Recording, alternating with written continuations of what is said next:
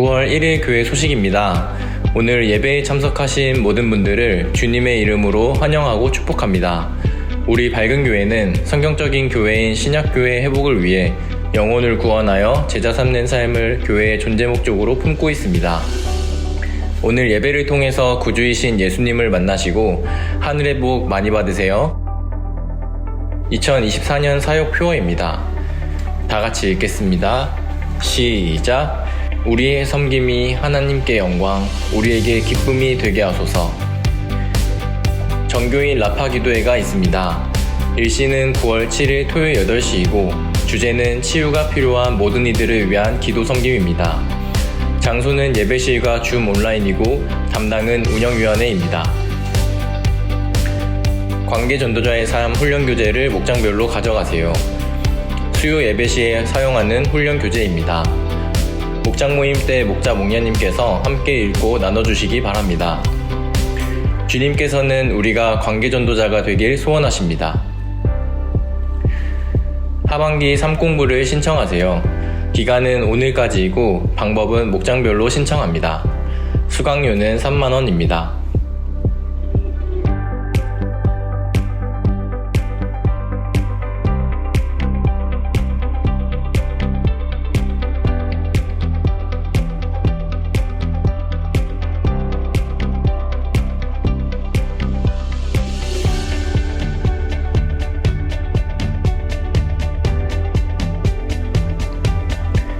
예배의 복이 신앙의 회복입니다. 주일 연합 예배, 영적 라이벌, 복음의 승리 6, 수요 예배, 관계 전도자의 삶 5, 가족 목장. 설교 동영상을 보며 말씀의 삶을 살려고 노력합니다. 설교 동영상으로 VIP와 결석한 목원들을 섬깁니다. 돕는 기도 부탁드립니다. 교회를 섬기는 모든 이들에게 지혜와 능력을 부어주셔서 섬김의 열매가 있도록 도와주시옵소서. 목자 목녀와 함께 목장을 세워갈 동역자인 목원들이 평신도 세미나에 참여하도록 은혜를 내려 주시옵소서. 교회의 모든 환우들의 질병을 치료하여 주시옵소서. 다음 세대가 건강하게 세워지도록 지혜와 은혜를 내려 주시옵소서. 교회 청소섬김 목장입니다. 8월 31일 스천 목장, 9월 7일 주사랑 목장에서 섬겨주시겠습니다. 교회 중식 섬김 목장입니다. 9월 1일 주사랑 목장, 9월 8일 꿈꾸는 목장에서 섬겨주시겠습니다. 항상 교회를 섬기시는 밝은 교회 가족들이 자랑스럽습니다. 암송 구절입니다. 다 같이 읽겠습니다. 시작. 여러분이 아는 대로 그리스도께서는 죄를 없애려고 나타나셨습니다. 그리스도는 죄가 없는 분이십니다. 요한 1서 3장 5절 말씀. 아멘.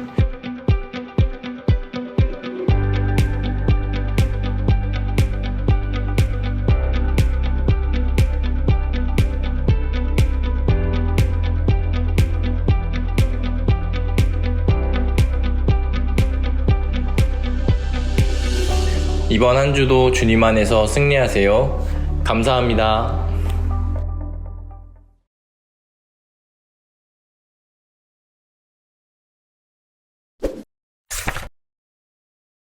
라파 기도가 이제 돌아오는 토요일이면 40일이 됩니다. 어저께 시작한 것 같은데 또 끝이 있는 것 같습니다. 라파 기도 40일 하면서 하나님께서 우리에게 주셨던 여러 가지 은혜들이 있는 것 같습니다. 서로가 서로를 돌아볼 수 있는 기회를 주신 것 같고, 또 병들고 힘들고 어려운 모든 성도들이 함께 기도할 때 하나님이 우리에게 어떻게 도와주시는지에 대한 소망을 가진 것 같습니다. 라파 기도 40일은 끝나지만 계속해서 우리가 병든 자들을 위하여, 힘든 자들을 위하여 기도하는 것은 우리가 멈추지 않고 각 목장별로 또 우리 개인적으로도 계속 이어갔으면 참 좋겠습니다. 우리 가정 가운데, 또 우리 목장 가운데, 우리 일터 가운데 힘들고 어려운 우리 성도들이, 또 우리 지인들이, VIP들이 치유되고 회복되는 일을 여러분 같이 소원했으면 좋겠습니다. 하나님 분명히 말씀하시기를 구하라 찾으라 문을 두드리라고 말씀하셨고, 그 부분에 응답하신다고 말씀하셨으니까 우리가 믿고 끝까지 기도할 때 하나님 놀라운 은혜를 주실 줄로 믿습니다. 오늘 제목이 하나님 자녀의 라이벌입니다. 하나님 자녀의 라이벌. 시작. 하나님의 자녀의 라이벌. 하나님의 자녀의 라이벌이 있다고 그래요. 10절입니다. 하나님의 자녀와 악마의 자녀가 여기에서 환히 드러납니다. 곧 의를 행하지 않는 사람과 자기 형제 자매를 사랑하지 않는 사람은 누구나 하나님께서 난 사람이 아닙니다. 여기에서 말하기를 하나님의 자녀가 아닌 사람은 악마의 자녀다. 아주 극단적이죠. 요한 선생님은 이 악마라는 단어를 굉장히 많이 사용하고 계신데 요한복음에서도 아주 많이 사용하고 계십니다. 그런데 누가 악마의 자녀고 누가 하나님의 자녀인가 두 가지를 오늘 10절에서 이야기합니다. 첫 번째는 의를 행하지 않는 사람이 하나님의 자녀가 아니고 악마의 자녀다라고 말하고, 형제 자매를 사랑하지 않는 사람이 하나님의 자녀가 아니고 악마의 자녀다. 근데 형제 자매이기는 형제 자매인데 누구 형제 자매요? 자기 형제 자매입니다. 자기. 여기서 말하는 것은 내 가족이 아니고 공동체를 얘기하는 겁니다. 하나님께서 한 공동체로 묶어준 그들을 사랑하지 않는 사람이라고 말합니다. 지난주에도 말씀드렸지만 우리가 소속이 분명해야 된다 이렇게 말씀을 나눴죠. 예수 그리스도를 믿는 사람들에게 있어서 공동체란 생명줄과 같습니다. 그래서 공동체 안에 있는 사람들을 우리가 서로 사랑하는 것은 마땅한 일이고 당연한 일입니다. 그런데 문제는 그 일이 쉽지 않다는 거예요. 공동체 안에서 형제 자매를 사랑하는 것이 너무 힘들었습니다. 그래서 보통 신앙생활 하시는 분들이 이렇게 말합니다. 목사님, 제가 하나님 믿는 것은 너무 쉬운데 좋은데 사람들과의 관계가 왜 그렇게 힘들고 어려운지 신앙생활이 그것 때문에 방해가 되고 너무너무 힘듭니다. 이렇게 말씀하세요. 이유는 우리가 다 부족하기 때문입니다. 누구든지 부족이 있으면 서로에게 아픔이 되고요, 불편함을 줄 수 있습니다. 그런데 저 사람 정도라면 저 사람 정도라면 괜찮을 것 같은데 저 사람도 그러네 라는 게 있으면 힘들죠. 그죠? 신앙생활을 하다 보면 그런 일이 꼭 있습니다. 나보다 10년 이상 교회를 다녔다는데 왜 저럴까? 말하는 것이, 표현하는 것이 이렇게 사람들과 관계 안에서 이렇게 힘들게 하고 어렵게 할까라는 사람은 항상 있습니다. 그럼에도 불구하고 요한사도는 우리에게 뭐라고 말하냐면 형제 자매를 사랑해야 된다 이렇게 말합니다. 그런데 이 사랑해야 된다는 말 속에 우리가 기억해야 될 것은 1%를 기억해야 돼요. 1%. 한꺼번에 100% 다 못합니다. 내가 생각했던 그 100% 다 못합니다. 사람마다 수준 차이가 있고 사람마다 과정이 있기 때문에 그 수준과 과정을 통해서 사랑은 이루어집니다. 그러니 내 수준에서 봤을 때 저 사람은 한 60% 정도 되는 사람인데 왜 저렇게 살까? 그건 내 수준에서 보는 겁니다. 아닐 수도 있습니다. 그러니 우리가 사람을 보고 기대하는 것을 조금 낮추는 것이 유익합니다. 그래서 내 입장은 높이고 다른 사람을 볼 때는 낮추는, 이것을 우리가 신앙생활할 때 항상 실천해야 됩니다. 그래서 세상도 그것을 알아서 뭐라고 말하죠? 자기에게는 냉철하게, 다른 사람들에게는 관대하게 대하라 이렇게 말하죠. 성경도 우리에게 동일하게 말합니다. 자기에 대해서는요, 하나님의 잣들을 철저하게 대해야 됩니다. 하지만 다른 사람에 대해서는요, 너그러운 마음으로 대해야 됩니다. 그게 사랑입니다. 그래야지 공동체가 아름다워지고 공동체 안에서 서로가 서로를 사랑하는 것이 불편하지 않고 아름다워집니다. 정말 우리가 하나님의 자녀라면 의를 행해야 됩니다. 의를 행한다 이 말은 하나님의 말씀을 알고 그 말씀대로 지켜 살아가는 사람, 곧 죄를 짓지 않는 사람을 얘기하는 겁니다. 그래서 죄를 짓는 사람은 의인이 아니게 되는 것이죠. 그래서 하나님의 자녀, 그 라이벌이 있는데 그게 악마의 자녀입니다. 두 가지 기준이 있는데 하나는 의를 행하는 사람, 하나는 사랑하는 사람. 이 두 가지를 우리가 잘 지키면 하나님의 자녀라고 일컬음을 받게 된다는 것입니다. 여러분 삶 속에 이 말씀을 꼭 기억하시고 하나님 자녀의 라이벌인 악마의 자녀, 그 미혹에 빠지지 마시고 하나님의 말씀대로 살아서 하나님께 칭찬받고 하늘의 복을 받는 우리 성도들이 되시기를 주님의 이름으로 축복합니다. 세상 사람이 보고 싶어하는 사람이 있는 것 같습니다. 정말 예수님을 믿고 싶은데 예수님 믿을 때 어떻게 믿는가? 기적적으로 하나님의 사랑이 부어져서 믿는 사람들도 있습니다. 그거는 일부분입니다. 대부분이 누굴 통해서 믿냐면 사람을 통해서 믿게 되어 있습니다. 그런데 세상 사람들은 예수를 믿는 우리에게 어떤 사람이 되라고 말하는가? 그 사람들은 예수 믿는 사람들이 어떤 모습으로 살아가기를 원하는가? 5종류의 사람이 있다는 것을 요한사도는 우리에게 가르쳐 주는데 그 첫 번째 사람이 하나님을 주인으로 믿고 사는 사람입니다. 교회는 다니는데 성경을 안다고 그러는데 예수님 믿는다고 그러는데 하나님을 주인으로 섬기지 않아요. 돈을 주인으로 섬기고 자기의 힘과 능력과 지혜와 경험을 주인으로 섬기고 어느 때에는 자녀를 주인으로 섬기고 자기가 주인으로 삼아야 될 하나님은 없고 다른 것이 주인이 되는 경우가 너무 많다는 거예요. 그러니 세상 사람들이 볼 때는 저 사람 하나님 믿는 사람 맞아? 라고 생각한다는 거예요. 우리가 정말 하나님 믿는다면 하나님을 주인으로 섬겨야 됩니다. 다른 말로 하나님의 인도함을 받아야 되고 하나님의 말씀하신 대로 살아가야 됩니다. 그래야지 하나님이 주인이죠.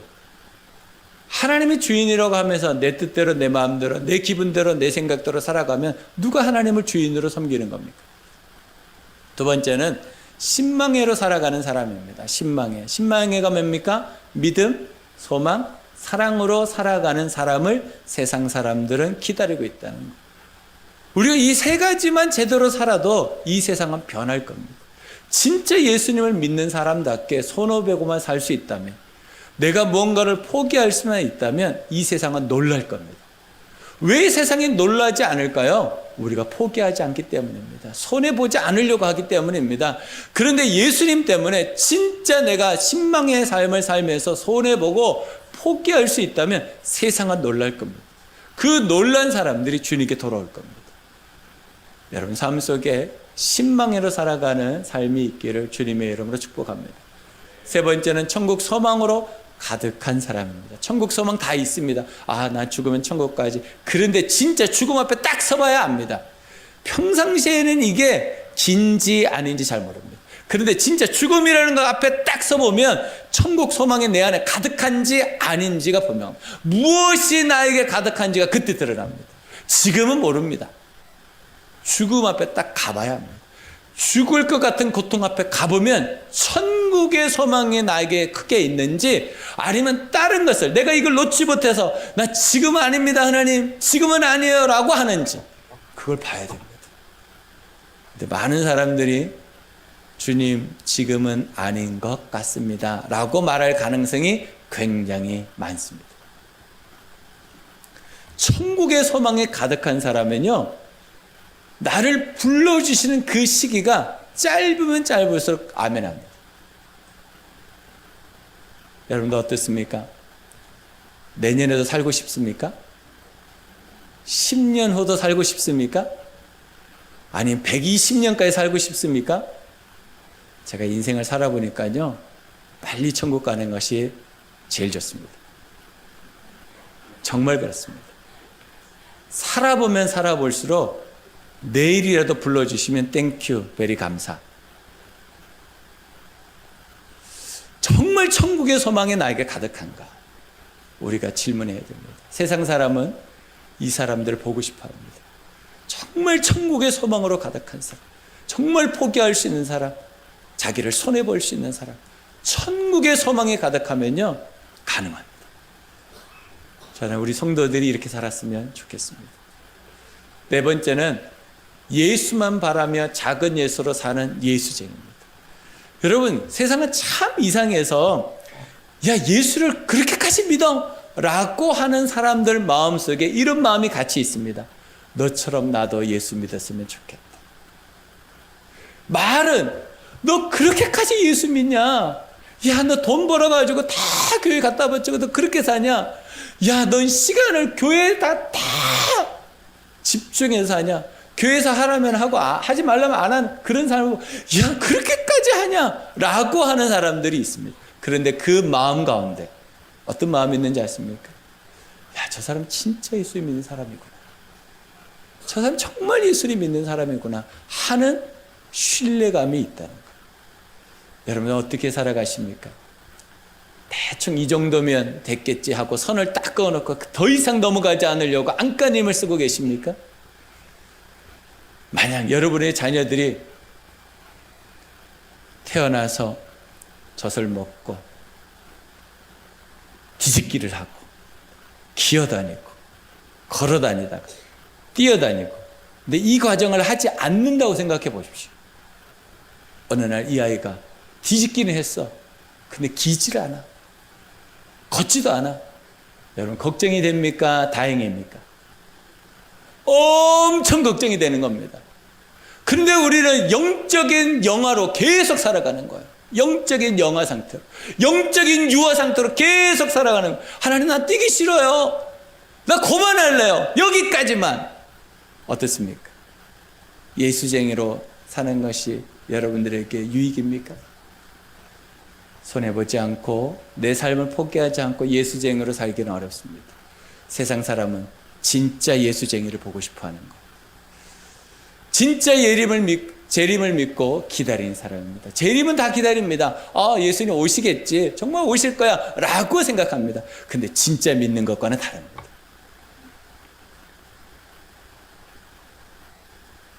우리 아이가 다음 달이면 결혼하는데 주님 오시면 나 지난주 결혼했는데 주님 오시면 신혼 어떡하지? 다음 달에 내가 갯돈을 타는데 갯돈은 아니고 적금을 타는데 주님 오시면 내가 그걸로 세계 여행 한번 가려고 그랬더니 우리에게 이런 것들이 있습니다. 그러니까 주님이 언제 오셔야 돼요? 내가 오라고 할 때 와야 돼요. 주님은 항상 그렇습니다. 나 지금까지 몸단장하고 이제 결혼 한번 멋있는 남자 멋있는 여자하고 결혼해가지고 내가 아름다운 가정을 한번 이루어보려고 그랬더니 주님 오셔. 이야 이거 주님 원망거리죠. 주님 판단을 잘못하신 것 같아요. 우리에게 그런 것들이 있습니다. 여러분 정말 재림을 믿습니까? 정말 재림을 믿으면 나에게 어떤 상황과 여건과 관계없이 주님이 오셔야 됩니다. 왜냐하면 누군가는 내일을 사는 것이 두려운 사람이 있습니다. 누군가는 내일 깨어나는 것이 두려운 사람이 있습니다. 그 사람에게는 오늘이라도 재림이 오기를 소원하는 것입니다. 내 기준으로 보면 재림은 더 먼 시간이 필요합니다. 그러나 그 사람에게는 오늘이어야 합니다. 우리가 얼마나 이기적인지 아시겠죠? 진짜 재림을 믿는 사람, 진짜 재림을 기다리는 사람을 세상은 보고 싶어 한다. 그러면 우리의 삶의 태도와 우리의 삶의 방향은 굉장히 많이 수정될 겁니다. 정말 예수님을 믿는 그 사람으로 우리가 살아갔으면 좋겠습니다. 주님이 언제 오시든지 할렐루야 아멘, 아멘 주 예수여 오시옵소서 마라나타 할 수 있는 우리가 되었으면 좋겠습니다. 여러분 삶 속에 정말 이 소망으로 살아가시기를 주님의 이름으로 축복합니다. 오늘 주제입니다. 하나님의 자녀는 재림을 소망하는 사람입니다. 하나님의 자녀는 재림을 소망하는 사람입니다. 시작. 하나님의 자녀는 재림을 소망하는 사람입니다. 여러분의 소망은 무엇입니까? 각자에게 소망이 있지 않겠습니까? 저의 소망은 우리 모든 성도들이 유명해지는 겁니다.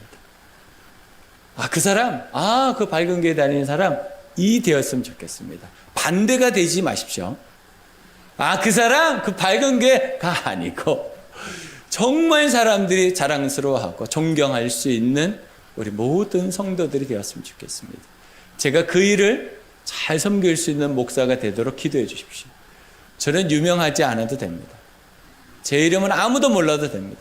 하지만 우리 성도들의 이름은 누구든지 알았으면 좋겠습니다. 그 일을 제가 섬겼으면 좋겠습니다. 그러려면 이게 돼야 됩니다. 재림을 소망하는 사람으로 살아야 합니다. 그래야지 우리가 하나님의 놀라운 은혜가 하나님의 살아계심을 경험할 수 있습니다. 이 재림이라는 단어는요, 다른 말로 끝이라는 단어입니다. 끝. 재림하는 순간 우리가 지금까지 살았던 그 모든 환경은 끝이 납니다. 다 끝이 납니다. 좋았든지 힘들었든지 모든 것이 끝이 나는 게 재림이라는 단어입니다. 그러니까 끝이 있다는 거예요. 끝이.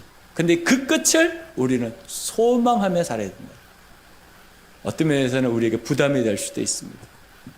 우리 아이가 아직도 어린데, 재림의 소망이 우리 아이가 커서 왔으면 좋겠다. 그렇습니까? 재림의 소망을 가진 사람, 요한사도는 첫 번째로 이렇게 말합니다. 부끄럽지 않는 삶을 사는 사람입니다. 하나님께 자랑스러운 사람. 그러려면 우리가 두 사람에게 잘 살아야 된다. 두 사람에게. 첫 번째는요, 자기에게 부끄럽지 않는 삶을 살아야 됩니다. 자기에게. 두 번째는요, 공동체에 부끄럽지 않는 사람을 살아야 됩니다. 그런데 여러분, 공동체의 사람들은 우리가 속일 수 있습니다. 내가 정말 부끄럽지 않은 사람처럼 살아갈 수는 있습니다. 근데 누구를 못 속입니까? 자기는 못 속입니다. 내가 정말 부끄럽지 않는 삶을 살고 있는지 아닌지 자기는 못 속입니다. 만약 자기에게도 부끄럽지 않고 공동체에도 부끄럽지 않으면 그것이 하나님께 영광이 됩니다. 하나님은 그렇게 살기를 원하십니다. 두 번째는 의를 행하는 사람입니다. 의를 행하는, 다른 말로 죄를 범하지 않고 하나님의 말씀대로 살아가려고 노력하는 사람입니다. 그래서 신앙은 두 종류입니다. 하나는 하나님의 전적인 은혜입니다. 또 하나는 우리의 결단입니다. 이 두 가지가 다 있어야 됩니다. 그래서 어떤 사람들이 하나님이 알아서 해주시겠지, 하나님이 알아서 해주시겠지 라고 생각하는 사람이 있는 반면에, 그래도 내가 해야지 라고 하는 사람이 있습니다. 다 틀립니다. 하나님의 은혜와 내가 결단해서 하나님 앞에 충성하는 삶이 다 필요합니다. 그렇게 살아야지 우리가 의로운 삶을 살 수 있습니다. 가만히 있어서는 절대로 안 됩니다. 세 번째는 하나님의 자랑이 되는 삶입니다. 하나님의 자랑이 되는 겁니다. 여러분, 자녀들이 밖에 나가서 칭찬받고 사람들에게 인정받으면 누구의 자랑이 됩니까? 부모의 자랑이 됩니다. 여러분, 부모가 잘 살면 자녀의 자랑이 됩니다. 여러분들이 이 땅에서 정말 하나님의 뜻대로 살아가면 하나님이 여러분들을 자랑할 거예요. 그래서 우리는 서로 자랑하며 사는 사람, 하나님의 자랑이 되어야 됩니다. 그래서 우리가 잘 살면 하나님이 박수를 받고 하나님이 영광을 받습니다. 여러분 삶 속에 정말 하나님의 자녀, 재림을 소망하는 사람이라면 오늘 요한사도는 본문에서 이 세 가지를 우리에게 가르쳐주고 있다라는 것을 꼭 기억하시기 바랍니다. 그럼 어떻게 재림을 기다리며 살아야 할까요? 어떻게? 첫 번째는 믿음으로 살아갑니다. 믿음으로 살아갑니다. 시작. 믿음으로 살아갑니다. 29절입니다. 여러분이 하나님께서 의로우신 분임을 알며 의를 행하는 사람 누구나 다 하나님에게서 났음을 알 것입니다. 우리가 정말 하나님에게서 났다면 사람들이 우리를 뭘 본다? 말씀대로 살아가고 있는 우리, 그 말씀을 진짜 믿고 살아가고 있는 우리를 발견하게 된다는. 그러면 우리뿐만 아니라 나를 구원하신 하나님의 영광을 받으시는 거예요. 그래서 우리는 서로에게 자랑이 되고 서로에게 기쁨이 되는 삶을 살아야 합니다. 하나님께서는 우리에게 그런 삶을 살기를 소원하고 계신다는 거예요. 로마서 1장 16절로 17절 말씀입니다. 16절 같이 읽습니다. 나는 복음을 부끄러워하지 않습니다. 이 복음은 유대 사람을 비롯하여 그리스 사람에게 이르기까지 모든 믿는 사람을 구원하는 하나님의 능력입니다. 누구에게요? 모든 믿는 사람에게. 그러니까 복음은 믿는 사람에게 주시는 거예요. 믿는 사람에게. 이 복음을 믿는 사람에게 하나님께서 뭘 주시냐면 구원하는 하나님의 능력을 경험하게 하십니다. 그러니까 우리가 믿음으로 살아가야 하는 거예요. 믿음으로. 복음은요, 믿음으로 사는 거예요. 믿음으로. 나는 잘 못 믿겠는데요. 그래서 그 믿음이 나로부터 발생하지 않아요. 믿음은요, 하나님의 선물이에요. 내가 믿음을 만들 수 없어요. 내가 믿으려고 아무리 노력해도 믿어지지 않아요. 믿음은 선물이라고 그랬어요.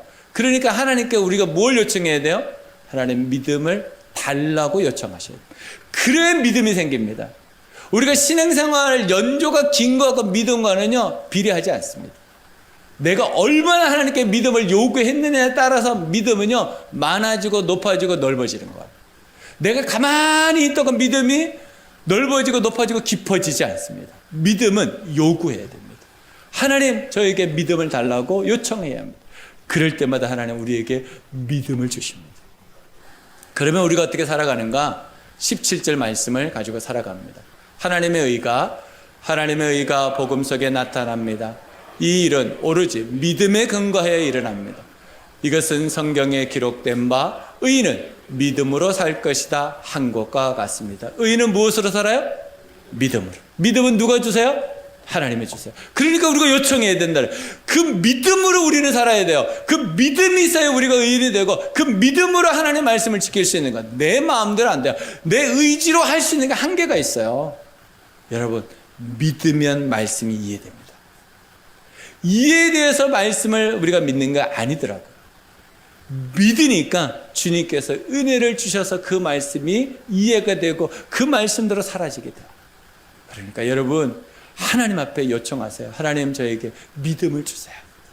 하나님, 저에게 믿음을 주세요. 하나님, 저에게 믿음을 주세요라고 요청하십시오. 그러면 하나님께서 여러분들에게 여러분이 생각한 필요보다 더 큰 믿음을 주실 줄로 믿습니다. 두 번째는 소망으로 살아갑니다. 소망으로 살아갑니다. 시작. 소망으로 살아갑니다. 3절 말씀입니다. 그에게 이런 소망을 두는 사람은 누구나 그가 깨끗하신 것과 같이 자기를 깨끗하게 합니다. 근데 여기 보면 소망과 대조해서 뭐가 나오냐면 깨끗함이 나와요. 근데 소망과 깨끗함에 무슨 관계가 있을까? 이 생각이 여러분 들지 않습니까? 소망을 가지는데 왜 깨끗한 것과 가질까? 여기서 깨끗함이란 정말 천국을 소망하는 사람, 재림을 소망하는 사람은요, 이 세상에 물들지 않고 살 수 있다는 거예요. 그러니까 깨끗해질 수밖에 없는 거예요. 내가 정말 소망이 있으면요, 이 세상의 것들에 뿌리 내지지 않아요. 이 세상의 찬란함, 화려함에 따라가지 않아요. 이 세상을 부러워하지 않아요. 그러니까 결과적으로 뭐가 와요? 깨끗함이 오는 거예요. 그러니까 내가 하나님의 소망을 가지고 살아가는 사람이라면 이 땅에서 어떤 삶을 살게 돼요? 부러움이 없는 삶을 살아요. 여러분, 가끔씩 제가 부럽지 않으신가요? 저렇게 키도 크고 생긴 것도 뭐 웬만하면 괜찮고, 사모도 괜찮고, 아이들도 4명이나 낳고, 뭐 이래저래 괜찮은 것 같지만 들어와서 보면 그놈이 그놈이다. 거기서 거기다. 50보 100보다 비슷해요. 똑같아요. 어떨 때는 여러분보다 제가 훨씬 못해요. 그런데 제가 가지고 있는 소망은 뭐냐면 이 세상을 따라가지 않기 위해서 노력하는 거예요. 이 세상에 수많은 목사님들이 있어요. 저하고 달라요. 하나님이 종류대로 만드셨어요. 다 달라요. 그런데 누군가를 따라가기 시작하면 하나님의 나를 만드신 목적에서 벗어나게 됩니다. 그러면 어떻게 됩니까? 깨끗함이 훼손되기 시작합니다. 여러분, 여러분의 삶을 정말 소중하게 생각하시고, 하나님의 나를 누구하고는 완전히 다르게 만드셨다는 걸 인정하셔야 돼요. 근데 이제 가끔씩 보면요, 비슷비슷한 사람이 자꾸 보여요. 왜 그럴까요? 같은 공장에서 나왔어. 강남의 무슨 의원. 그래가지고 같은 공장에서 나오다 보니까 나오는 사람들의 얼굴이요, 비슷비슷해지는 거예요. 하나님이 그렇게 만들지 않았어요. 종류대로 만드셨어요. 여러분, 다 예쁘면 어떡합니까? 다 미남이면 어떡합니까? 저처럼 이렇게 새까만 사람도 있고 삐쩍 많은 사람도 있고 다양해야지. 그렇지 않겠어요? 하나님께서 우리에게 다양함을 주셨어요. 그 다양함 속에 우리가 살아가는 거예요. 그 다양함 속에 하나님이 우리에게 뭘 품게 하셨냐면 소망을 품게 하신 거예요. 그 사람을 보면서 열등감에 빠지라는 게 아니고, 저런 사람도 있고 이런 사람도 있고 나 같은 사람도 있구나 라고 생각하고 사는 거예요. 그럴 때 소망이 있죠. 저 사람은 저렇게 잘나는데 나는 왜 이래? 이게 이제 세상을 따라가는 거예요. 그러면 소망이 없어진다는 거예요. 그렇게 되면서 나에게 깨끗함이 훼손된다는 거예요. 여러분, 진짜 소망을 가지면 우리가 정결하게 됩니다. 우리가 성결하게 됩니다. 우리가 청결하게 됩니다. 여러분 삶 속에 진정한 소망을 품고 살아가시기를 주님의 이름으로 축복합니다. 그래서 성경은 우리에게 이렇게 말합니다. 로마서 12장 2절.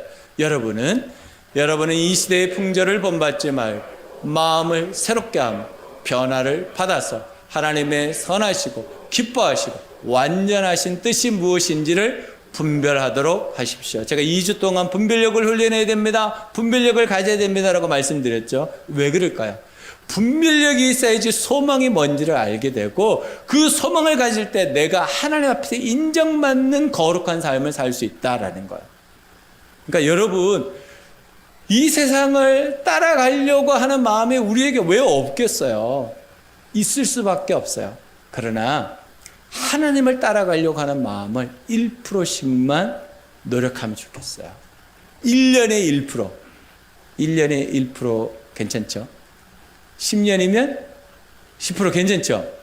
20년이면 20%. 와우. 너무 괜찮지 않아요? 그러니까 소망이 여러분들에게 그렇게만 채워져도요, 우리의 삶이 얼마나 행복해지는지 몰라요. 왜 인생들이 지금 힘든가? 다 소망이 없기 때문이에요. 근데 소망은 세상이 만들 수 있다, 없다? 없다. 세상이 소망이 만들 수가 없어요.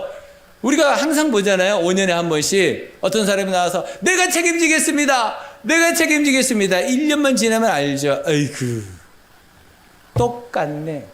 알잖아요. 안 된다니까. 사람은 소망을 만들 수가 없어요. 그런 것처럼 짜가를 만들 뿐이에요. 진짜 소망은요, 하나님께만 있습니다. 그러니까 로마 교회에 바울이 편지를 보면 소망이 어디 있는가? 하나님께 있다. 그러려면 변화받아야 된다라고 말하는 거예요. 여러분, 여러분의 소망이 하나님께 있습니다.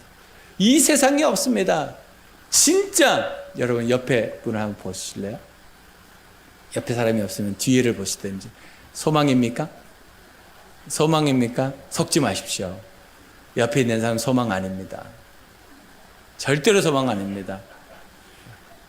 부부가 왜 만지고 그래? 부부가 이렇게 생각할 수 있어요. 아, 우리 아내가 나의 소망이야. 아, 내 남편이 내 소망이야. 속지 마십시오. 절대로 소망이 아닙니다. 절망을 곧 주실 겁니다. 소망이 아니라니까요. 소망은 하나님의 창조물이지 사람이 만들 수가 없어요. 사람은 그렇게 해보려고 노력할 뿐이지.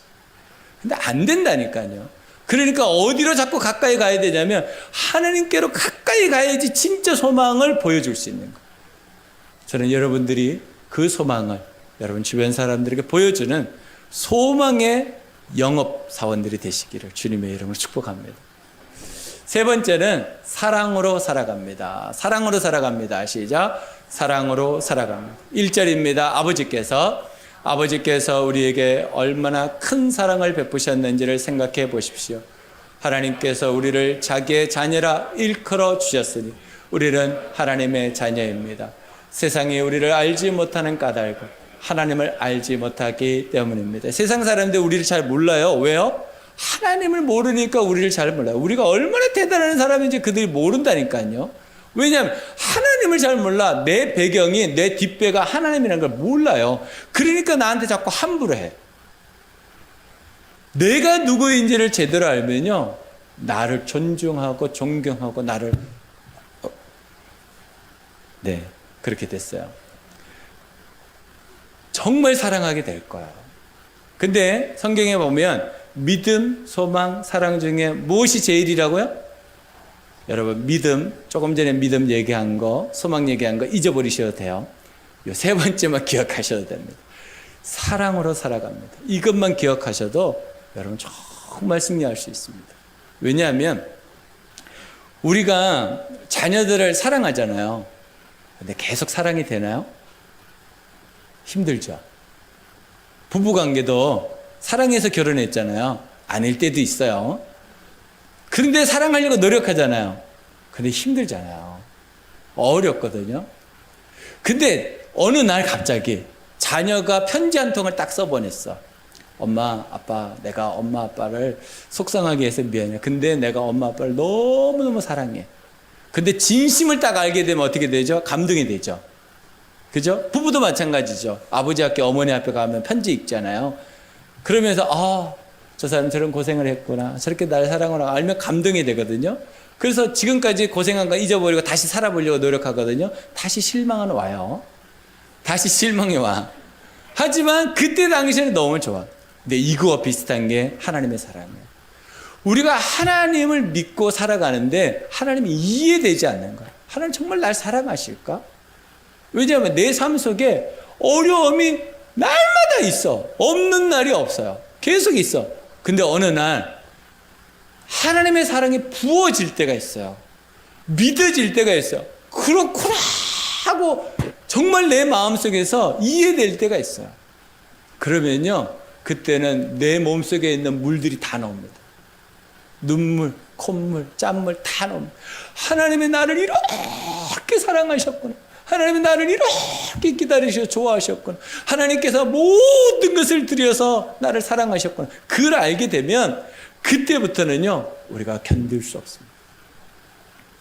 하나님의 사랑을 우리가 몰라서 그렇지. 뿐만 아니라 세상 사람도 하나님이 나를 얼마나 사랑하는지를 몰라요. 수많은 사람들이 하나님의 사랑을 찾고 있습니다. 알고 싶어 합니다. 믿고 싶어 합니다. 그러나 하나님이 이렇게 말씀하시죠.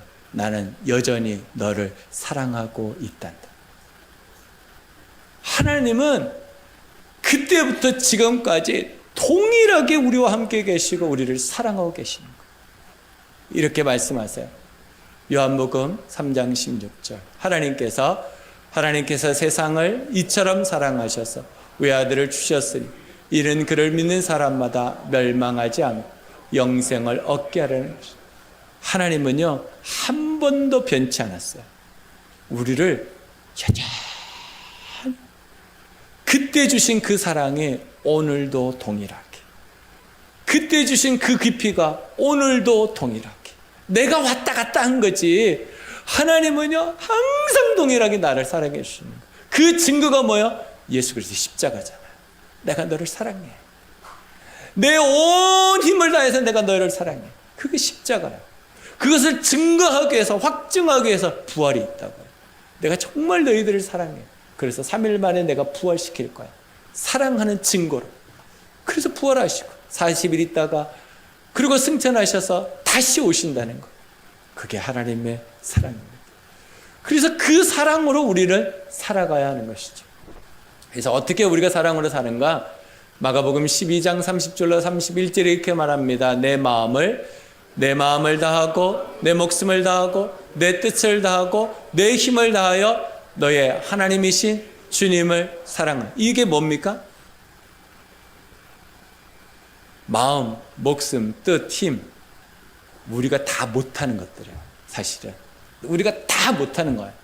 어느 부분만 할 수 있는 것들이에요. 그런데 하나님 뭐라고 말씀하세요? 이렇게 해보라는 거. 왜? 하나님이 이렇게 하셨거든요.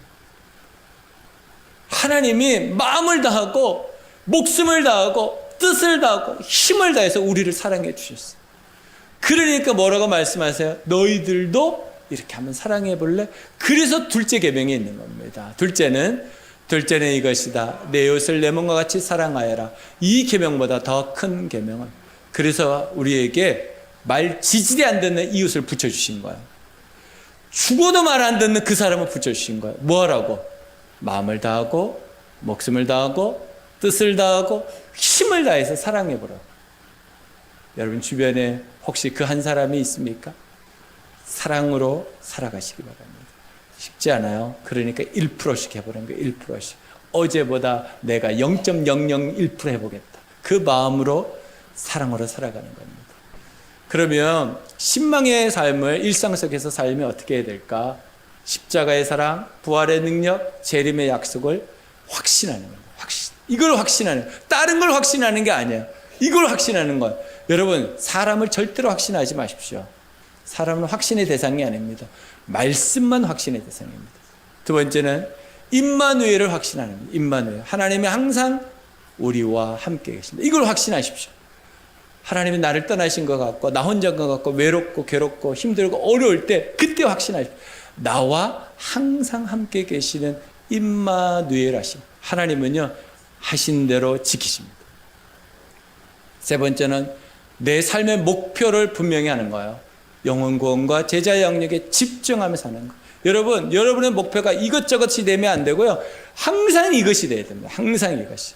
네 번째는 성령의 충만을 소원하며 기도하는 겁니다. 우리는 성령의 충만함을 받지 않으면요, 위의 세계 할 수가 없어요.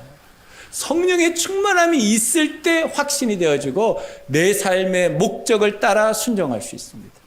그러니 여러분 삶 속에 하나님 저에게 성령의 충만함을 주시옵소서.